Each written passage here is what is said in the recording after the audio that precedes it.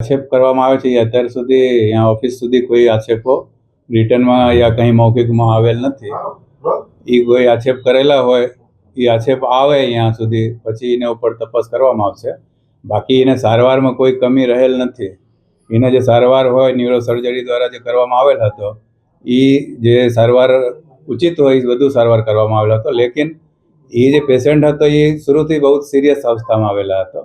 Road traffic એક્સિડન્ટનો patient, હેડ injury હતો અને એને ઈજાના કારણે જે તકલીફ હતી એને બધી સારવાર સમયસર કરવામાં આવેલ હતો.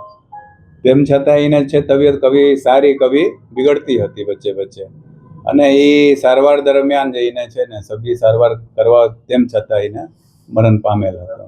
સર, એના પરિવારજનો છે તેના દ્વારા કહેવામાં આવી રહ્યું છે કે ઓપરેશન હતું તે સક્સેસફુલ હતું, ઓપરેશનમાં કાંઈ વાંધો નહોતો, પરંતુ જ્યારથી ડોક્ટરો સ્ટ્રાઇકમાં ગયા પછી કોઈ ધ્યાન નથી આપ્યું, પછી એની તબિયત છે તે સ્ટેબલ નથી થઈ.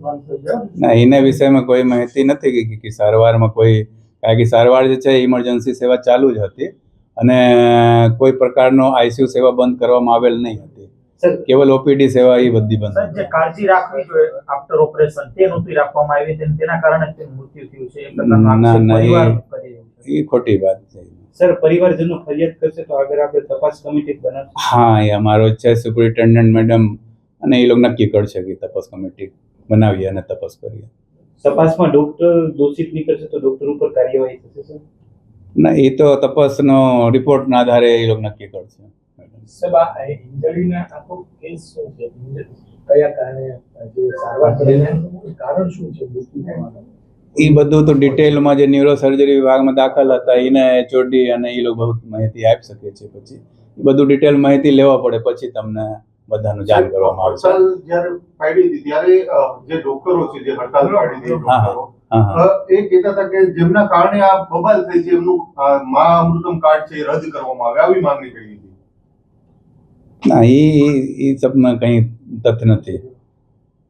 એમાં કંઈ કોઈ પાસે મા કાર્ડ ન હોય ને, કુછ ન હોય તો બી સિવિલ હોસ્પિટલમાં જ્યારે દર્દી દાખલ થાય એને પાસે પૈસા ન હોય, કોઈ કાર્ડ ન હોય, તેમ છતાં સારવારમાં કોઈ કમી રહેતો નથી. આપને પાસે બહુ ઉપાય છે.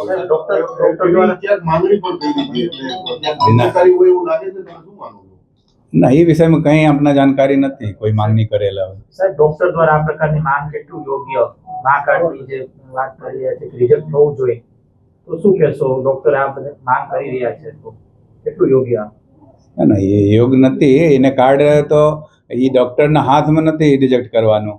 એ તો છે ગાંધીનગરથી કાર્ડનું જે બધી વ્યવસ્થા છે ઉપલા લેવલથી થાય છે, અને જે એમાં યોગ્ય હોય, જે બી પેશન્ટ હોય, જે બી જેને કાર્ડ બનવાનો યોગ્ય હોય એ બધાનું કાર્ડ બને જ છે.